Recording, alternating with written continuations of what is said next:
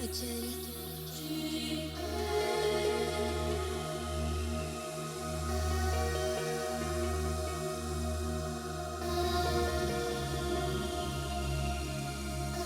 prayer piece, figures are enmeshed in a rotating circle, a strong force. This strong force ensnares the figures. There's a core of light in the centre containing seed. A swathed figure grows twiggy branches. A small figure fades, floating into the distance.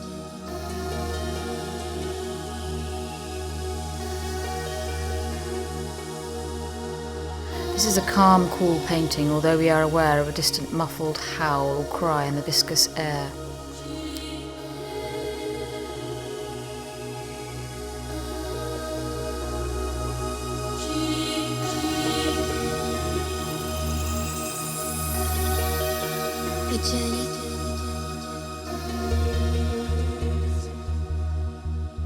It's very interesting looking back at previous work. You know, you thought that you knew what you were painting about, and then 5 years later you look at it and you think, my God, that painting was about, I understand what it's about, and it kind of almost shocks me, you know.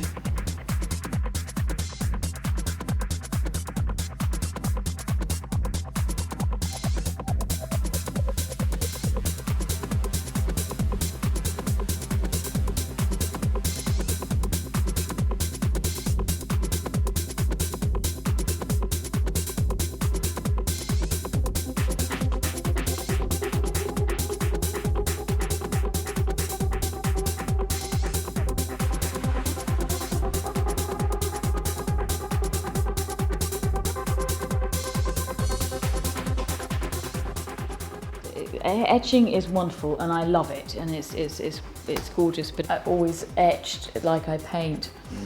And I think that's why I started painting, because the prints became too big.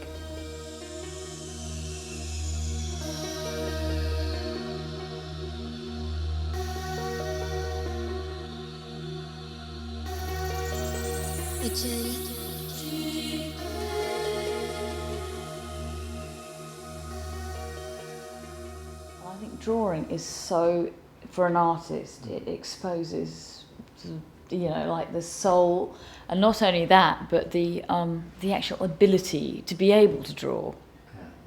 I mean, drawing is wonderful, and one day I think I'll, you know, compile a huge anthology or book on drawing, because I think it is the most interesting thing. Above painting, drawing is fascinating. We all draw in our own way, you know, writing, making a signature. I mean, what's that? I mean, that's a, you know, signature. Drawing is fascinating.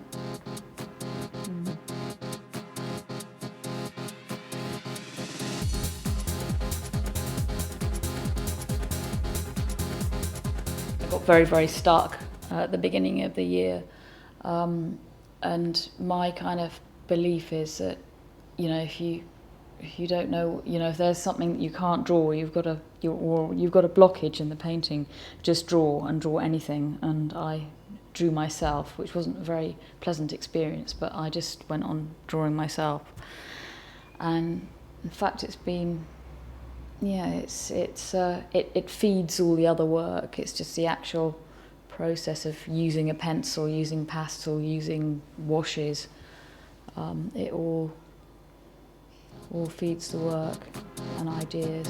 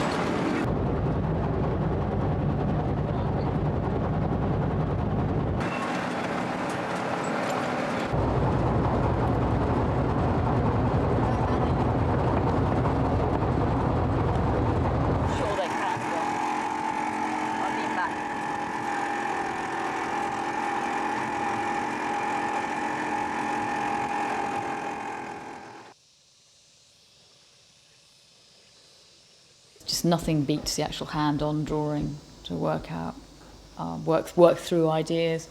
But like you said, the actual connection of just sitting there and drawing and drawing and drawing. I don't want anyone to see them, but I suddenly find something. Like I said, there's something about the mountain. I don't want to paint a mountain, but the actual process of looking every day, I actually ended up saying to Dominic, I'm fed up with mountains. Have I got to draw this mountain again? But you know, actually something has come out of it, and the mountains had quite a profound effect on me, and I wasn't quite sure what it was, but I now realise that it was something quite spiritual.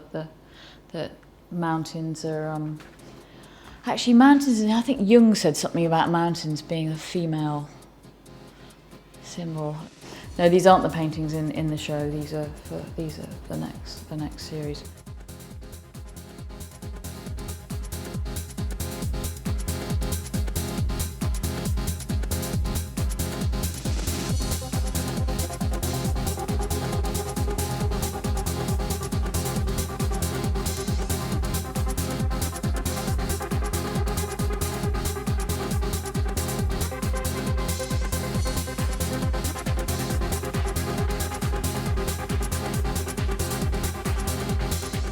So I mean, you know, these large-scale paintings, you know, that's a very. I mean, again, I'm just reading back to what you said here. It's a challenge, you said here, to actually deal with this size of painting. You know, it's not only a challenge to deal with the with what you're going to put into that space, but also the fact the space is now getting very big.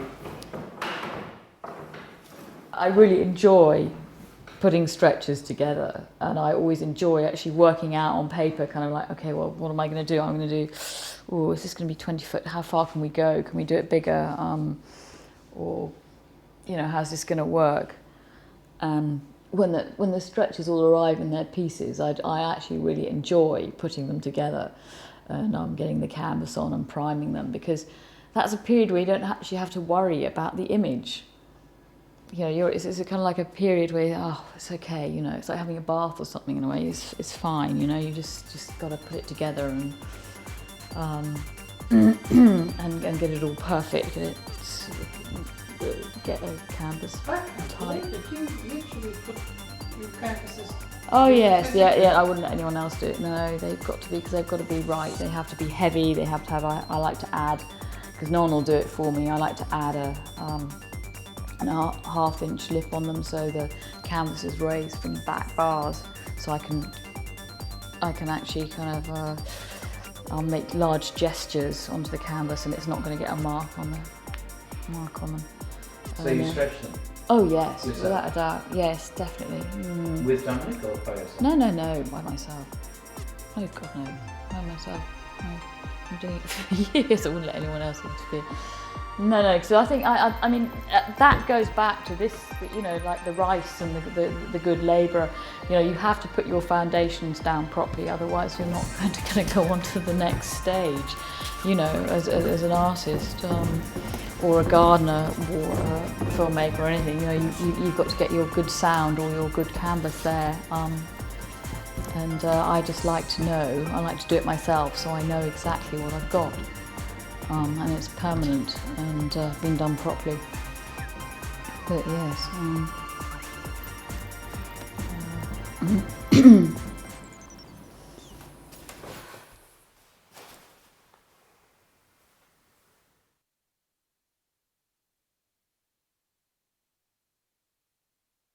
I think people are a little surprised when they walk into the palimpsest exhibition and discover that Caro is a female artist. I met Caro earlier this year. She came into the gallery, had been referred to me by another artist I show, John Dalson. You can immediately see a depth to the paintings, and that there was an investigation into issues that were of concern to Caro. So it was quite obvious that the work that Caro was painting was not merely decorative painting, but was something which was a bit deeper than that. I think Caro has a very individual style. She, I think, will certainly make her own mark in relation to the Australian art scene. There's a number of things that characterise her work that sets her apart from other artists, and I suppose she's somewhere between a figurative painter and a landscape painter. She also paints on a very big scale. Not a lot of Australian contemporary artists paint on such a big scale as Caro does. To do these really large canvases requires a lot of physical energy and effort.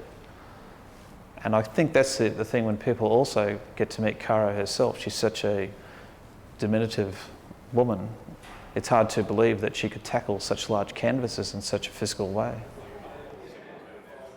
She really invests very heavily in the process of arriving at the finished artwork.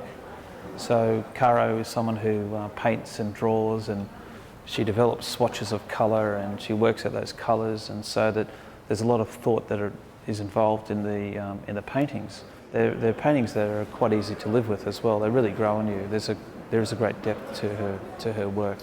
I can see Caro's work being exhibited, in other parts of the world. I think she's painting in a language that is universal.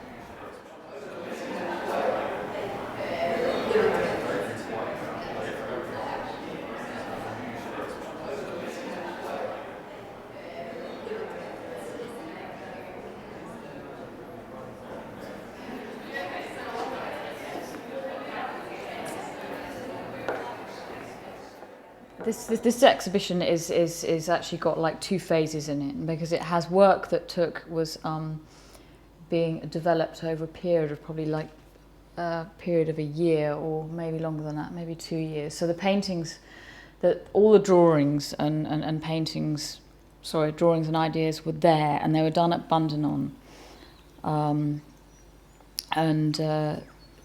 that was all very much to do with the immigration as well. I was so excited to have got that residency. I had really planned. Well, I'd planned that I would. I'd ordered already stretchers to be sent down there, so I knew that I was going to do 4 canvases, and I was going to sketch every day and sketch the whole time.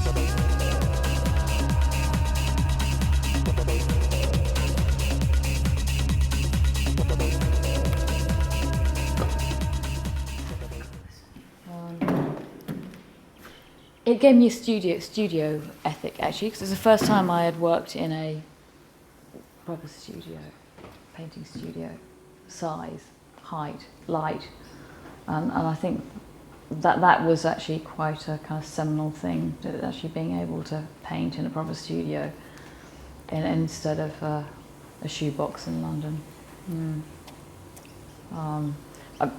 That was important, and it was.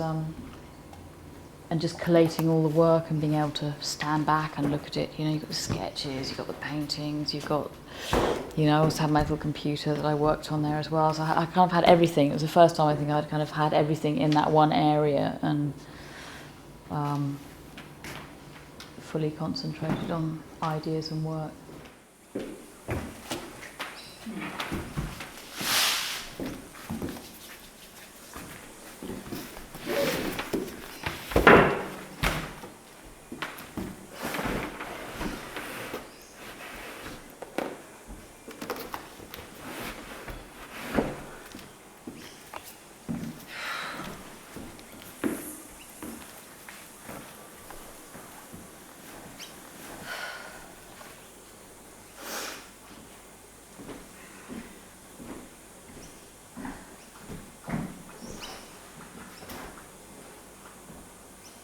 the water's so got that kind of darkness and clarity about it that you get a reflection again of your face between your legs, double face and forearms, and you kind of wonder how oneself is actually going to use that information. It makes such a good picture, and you start thinking about your own placement of the imagery. And it had been about the Shoalhaven River and the tidal shapes that are left by the river as it recedes. And it's also about time passing and traces. It's about movement, but it's also about a kind of movement energy, but it's also about a kind of pull, that the shapes are actually pulling the water. So you could actually read into it that it's a force going forward, but it's also being pulled in a different direction.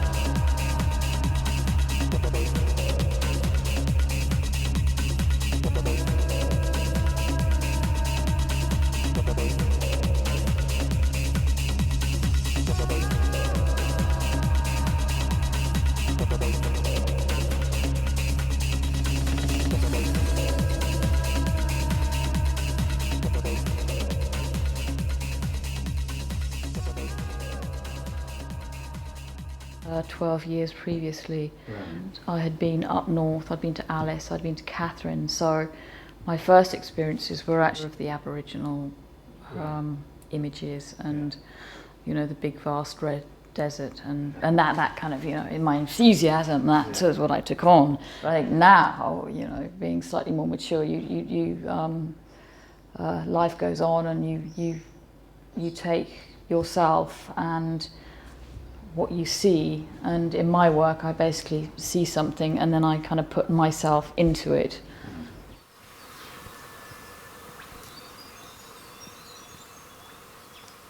I want to really kind of like work on scale, and I think I quite like to do 20 foot by like 5 foot or something, and get that single figure in a vast landscape, but an abstract landscape.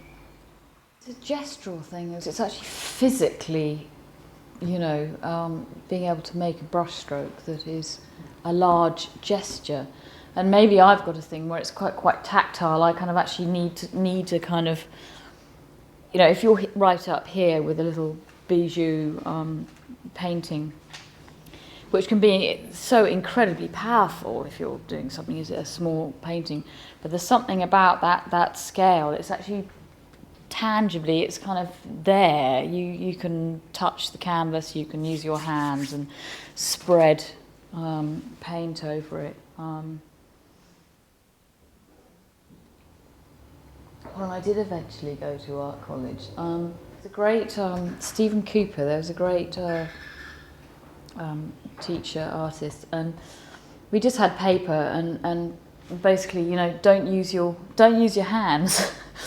You know, here's your ink and charcoal or paint, and make a drawing.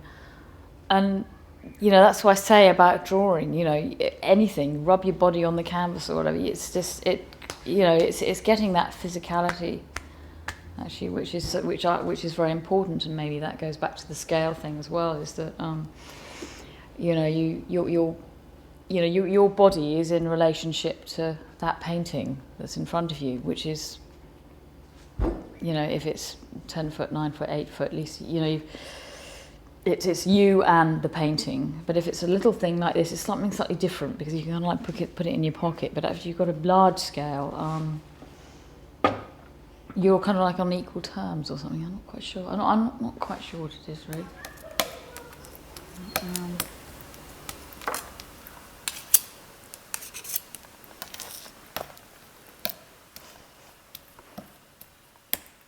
The thought process goes on maybe for a month or even 2 months. So by the time there's that beautiful virgin canvas, it's already kind of in my mind. I know what's going to go on it. And I guess the wonderful thing that happens with painting is that an alchemical and an imagination thing happens and interacts. And you get led onto a different path from the first idea that you had. But basically, I already know what I'm going to do on that canvas. You know, and if you have a 20 foot or a 10 foot, you've got to be pretty sure that, in a way, that you're going to pull it off. It's rather probably rather a sterile thing to say, pull it off. But you know, you're fairly sure. I'm fairly sure what I'm going to do. I tend to work. I think now I plan things out a lot more.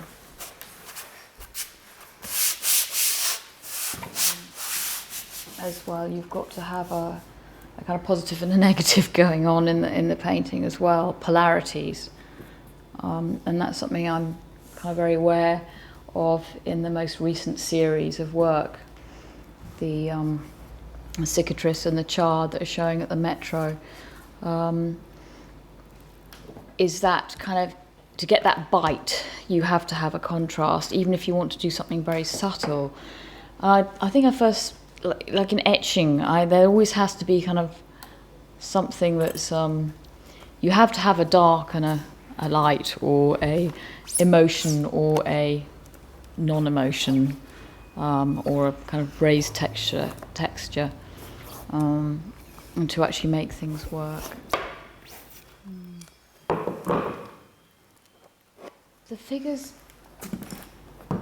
figures always have to be there, and in fact it's difficult, because I'd really rather, I quite like to go to the kind of emotional abstract landscape, but for some reason the figures always have to come.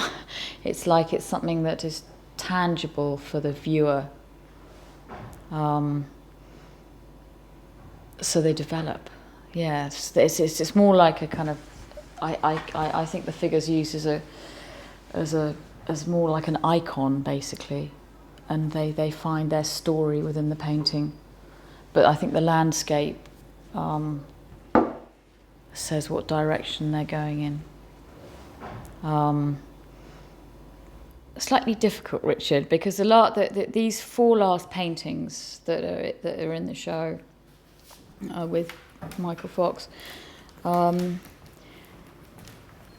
it was not a lot of drawing actually went into these ones. It was an emotional thing. I knew what I wanted, and it really only took me just to work out on small bits of card, just doing little oil sketches. You know, that it was so much about balance and quite a finite, simple image. I guess they're quite kind of emotionally driven, yet they're quite grounded in the fact that I know exactly what I'm painting, I know what it's about, and I feel fine about it.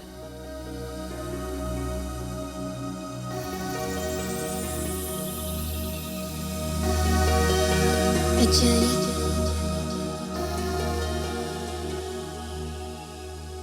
And you've got, I mean, you know, you've got a great studio, haven't you? I now have a wonderful studio. Yes, it's the first time I've ever had a studio. I've always been on the move and had small spaces that have been, you know, given to me for a period of a few weeks. But no, I've got a great studio, and I can actually sit, read in there, and stand back from my paintings instead of being.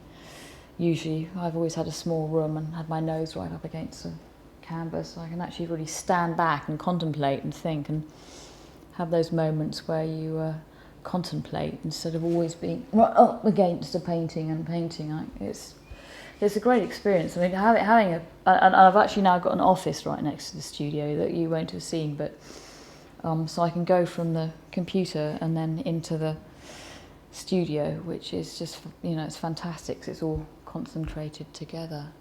It's a it's a great working space. Yeah, no, it's fabulous.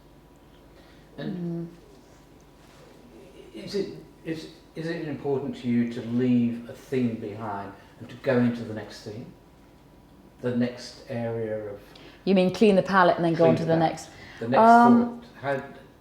Yeah, it is actually. Yeah, it's almost like saying, oh, well, okay, children, these children are going, right, well, you're going away, you're going to bed, and now we're going to start on the new ones. I very much like cleaning it all away and then starting on the next lot, although there's always an element, I mean, that because I think my work is very semiotic, it does, you know, there's a storyline going on through all of it. I can't ignore it. It's just, you know, it's something in me that wants to create the monumental, and I think I would like to do some three-dimensional work, large pieces.